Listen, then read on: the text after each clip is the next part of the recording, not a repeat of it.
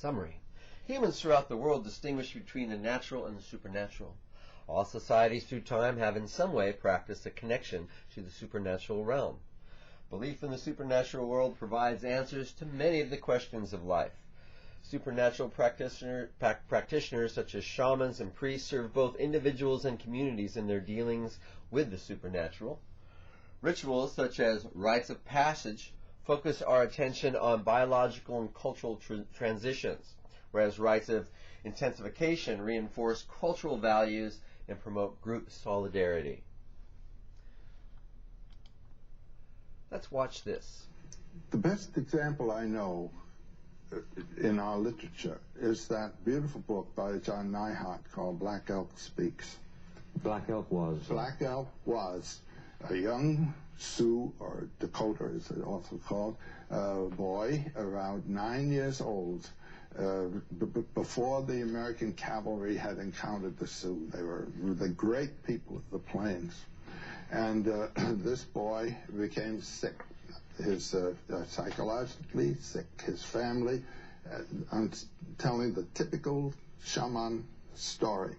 The child begins to tremble and is immobilized, and the family is terribly concerned about it. And they send for a shaman who had had the experience in his own youth to come as a psychoanalyst, you might say, and pull the youngster out of it.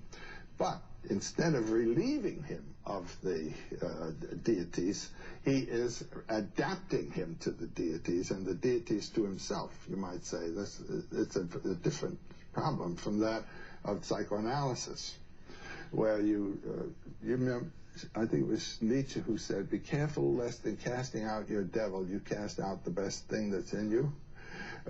Here, the deities who have been encountered, the powers, let's call them, are retained. The connection is retained. It's not broken. And these men then become the spiritual advisors and gift givers of their people. Well, what happened with this young boy, he was about 9 years old, was he had a vision, and the vision is described, and it's a vision prophetic of the terrible future that his tribe was to have. But it also spoke of the possible positive aspects of it. It was a vision of what he called the hoop of his nation, realizing that it was one of many hoops, which is something that we haven't all learned well enough yet. And the cooperation of all the hoops of all the nations in grand processions and so forth. But more than that, it was an experience of himself as going through the realms of spiritual imagery that were of his culture and assimilating their import. And it comes to one great statement, which for me is a key statement to the understanding of myth and symbols. He says, I saw myself on the central mountain of the world, the highest place. And I had a vision, because I was seeing in a sacred manner, of the world. And the sacred central mountain was Harney Peak in South Dakota. And then he says, but the central mountain is everywhere. That is a real mythological realization. Why? It distinguishes between the local cult image, Harney Peak, and its connotation, the center of the world. The center of the world is the hub of the universe, axis mundi, you know, the central pole star around which all revolves. The central point of the world is the point where stillness and movement are together. Movement is time, stillness is eternity, realizing the relationship of the temporal moment to the eternal, not moment, but forever, is the sense of life. Realizing how this moment in your life is actually a moment of eternity, and the experience of the eternal aspect of what you're doing in the temporal experience is the mythological experience, and he had it. So is the central mountain of the world Jerusalem, Rome, Benares, Lhasa, Mexico City, you know? Mexico City, Jerusalem, is symbolic of a spiritual principle as the center of the world.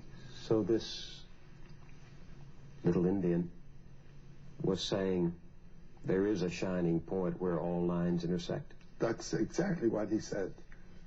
He was saying God has no circumference. God is an intelligible sphere, let's say a sphere known to the mind, not to the senses, whose center is everywhere and circumference nowhere. And the center, Bill, is right where you're sitting. And the other one is right where I'm sitting. And each of us is a manifestation of that mystery. Each of us is a manifestation of that mystery. We are a product of the energy that is the universe, that is God. Okay, class, please watch the Burning Times and look through the handout that I'm going to put up. One last thing I'll say. Eternal. The eternal is that moment that we experience, the now. That's all we have. We don't have the past. We don't have the future. We have the eternal moment of our life experiencing now. Have a good day. Be safe.